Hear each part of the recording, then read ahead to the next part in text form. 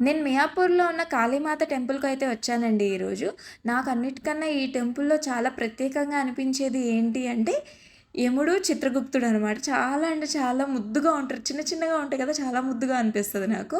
And చాలా ఉపాలయాలైతే ఉన్నాయండి దీంట్లో.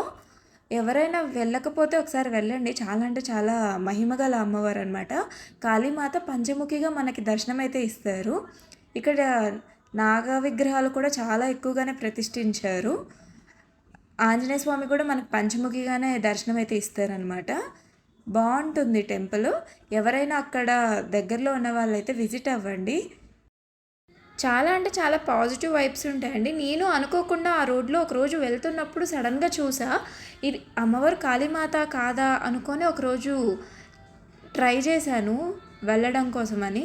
అప్పుడు ఇన్‌స్టాగ్రామ్‌లోనే చూసే నేను వెళ్ళాను. అలా నాలాగా మీరు ఎవరైనా వెళ్ళాలి అనుకున్న వాళ్ళకి హెల్ప్ అవుతుందని వీడియో అయితే చేశా.